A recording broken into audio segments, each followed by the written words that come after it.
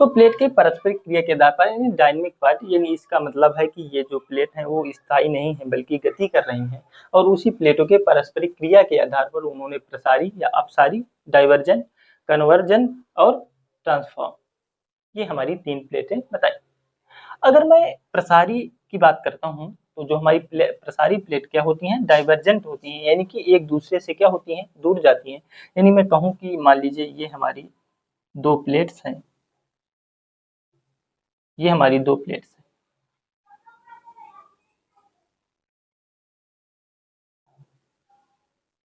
ये हमारी 2 प्लेट्स हैं। तो एक प्लेट क्या कर रही है, इधर को मूव कर रही है, और दूसरी प्लेट हमारी इधर को मूव कर रही है। समझ गए? एक प्लेट हमारी किधर को जा रही है, एक प्लेट हमारी इधर को जा रही है, जबकि दूसरी प्लेट हमारी इधर को जा रही है। यानी इसी स्थिति को हम क्या बोलते हैं, प्रसारी या अपसारी प्लेट।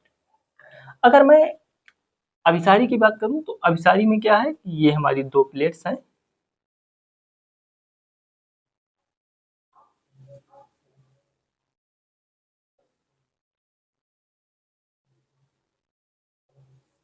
ये 2 प्लेट्स हैं हमारी। तो ये दोनों प्लेट्स आपस में एक दूसरे की ओर आ रही हैं। अभी हमारी क्या हो रही थी, एक दूसरे से दूर जा रही थी।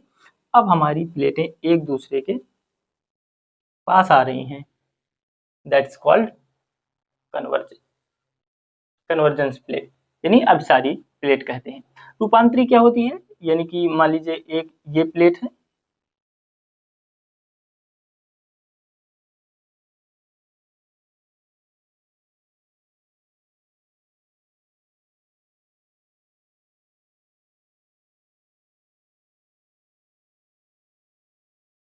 एक ये प्लेट, 2 प्लेट्स हैं, लेकिन ये एक दूसरे से दूर ना तो एक दूसरे के पास आ रही हैं, बल्कि ये एक दूसरे के पास से क्या कर रही हैं, खिसक रही हैं।